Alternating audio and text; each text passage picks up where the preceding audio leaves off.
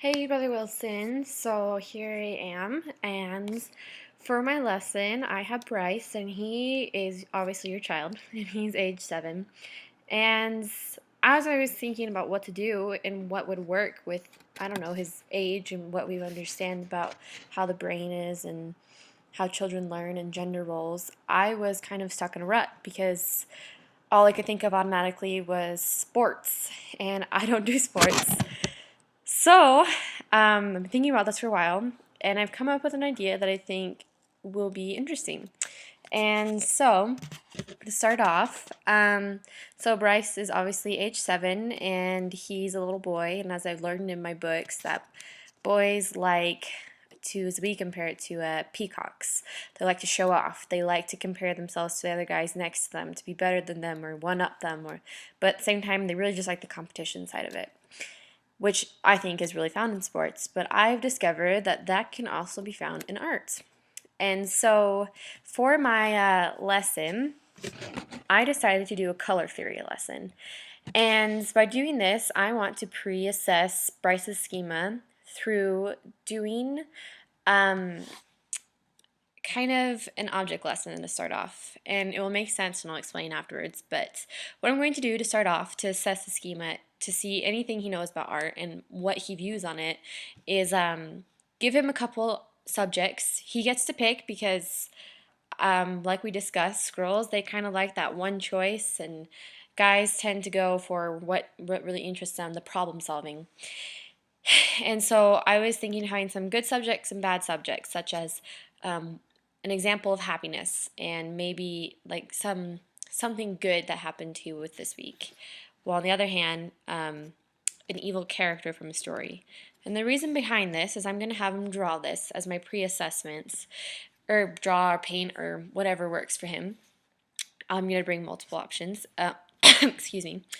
Is Part of my color theory lesson is the idea of emotions behind colors, and how we often tend to go to dark colors for evil and bad and scary, and bright colors for happiness. And so I kind of want to have this as a pre-assessment so I can test his skills in the art world and creativity world, just to see where he's at and his interest in it. And then second off, kind of help to show later on when we bring it back into lesson how he most likely is going to be using these colors that match up with these things, because this is how we are trained to view these colors and explain why we use those colors. And so, from here, so this is the pre-assessment for my color theory lesson. Afterwards, I would like to introduce the color wheel. So we have the pre-assessment, I'm going to have him draw it, and then as he's going on, I'm going to be setting up a color wheel. And within the color wheel, we're going to be talking, obviously, part of the pre-assessment is making sure he knows his colors, which I'm pretty confident he does, but, you know, it's all about the tenant number 1, it's all about him, and I want to make sure he knows what he knows. And so we, together, will look through the color wheel, and we will see what colors he knows. And I want to introduce 2 ideas of color theory, which is the idea of complementary color scheme, and a split complementary is probably what I'm going to be doing. Just the idea of how colors work together and how that's prevalent in our society. And this is how I'd like to boost his creative side as a young boy, 7. And so through this, as we discussed, he's in the concrete operational stage for Piaget's theory.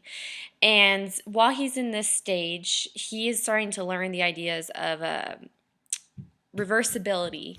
And I think this really applies to colors, because with reversibility, you have to know how to create a color. And when you create it, you're adding things together. And to discuss it, you have to know how they fall apart, where they came from. And so that's something that I think is a really good part of this lesson, is that it is the ideas of putting things together and taking them apart and taking colors and making it into an animal or things like that. Also, for the Piaget theory and where he's at as far as developmental purposes, he's going to be able to draw inference from observations. And by this, I'm going to be inviting Bryce to bring a few of his favorite examples of arts, and I'm going to suggest picture books. And we're going to go through this, and based off what I teach him about the color wheel, such as complementary color schemes being prevalent or obvious in books, we're going to be going through the books together as his art that we're going to create is drawing, so that we can see where this is at use. And so he's going to be observing. Also, along with this, I think that, oh, excuse me, sorry, I lost my train of thought. I think that afterwards, after we do the pre-assessment and we introduce the color theory, I'm going to have him draw a picture of his choice. And I want it to be a picture of his own choice because I want it to be interesting for him. I don't want to sit there and just say, okay, we're going to draw a rubber duck right now.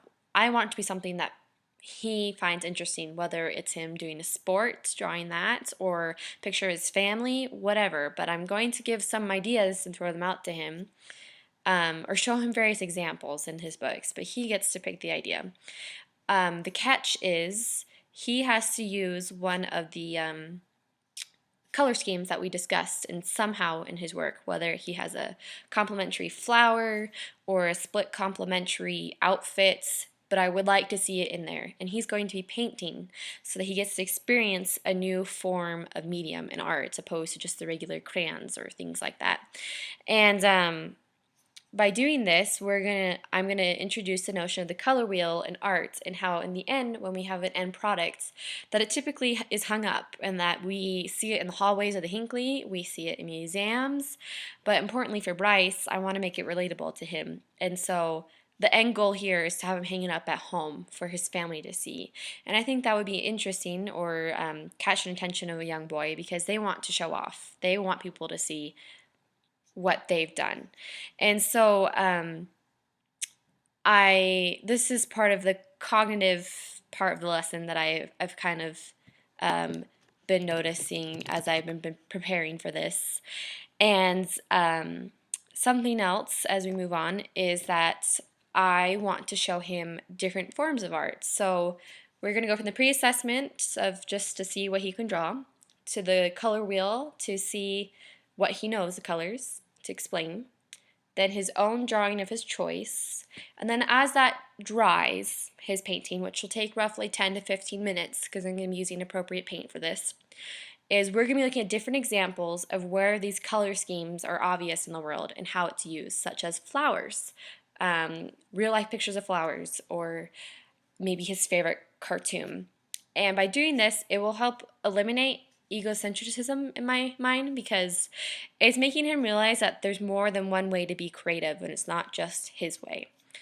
Okay, so moving on from cognitive, we're going to moral. Like I said with the pre-assessment, we're going to be talking about colors and emotions, and I'm having him pre-assess by drawing that. This is where it's going to come back in.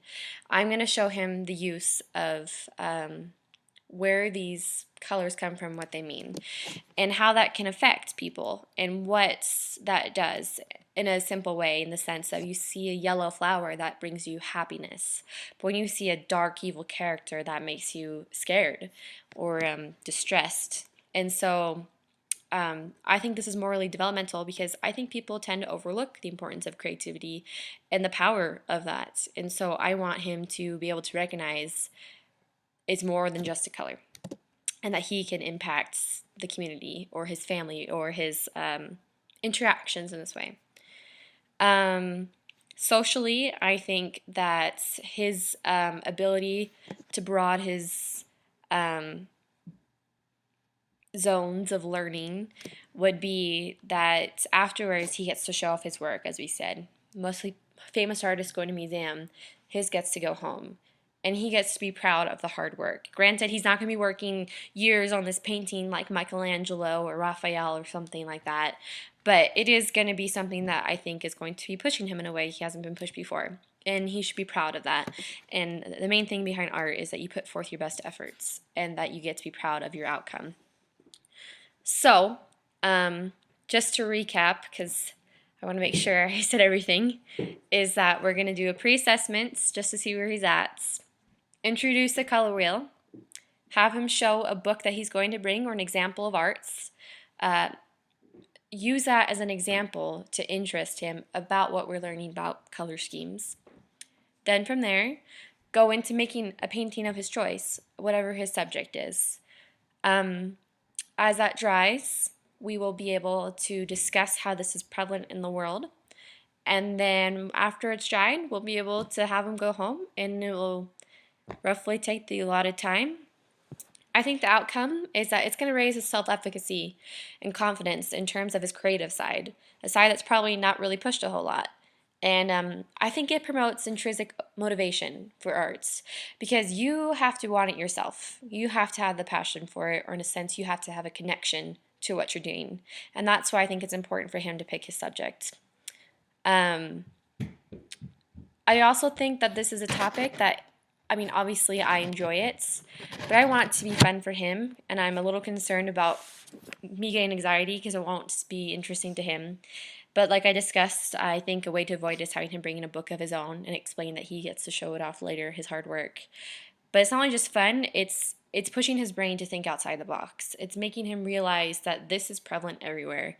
And in conclusion, the way I want him to recognize it is how God's hand is within this.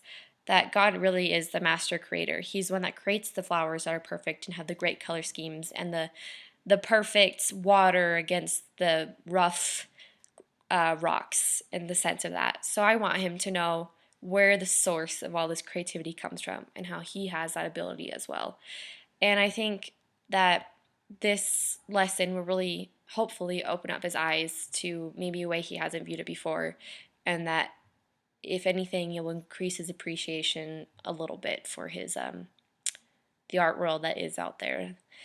And so yeah, so this is what I have planned for Bryce. I hope it works. I hope he enjoys it. Pretty sure he will.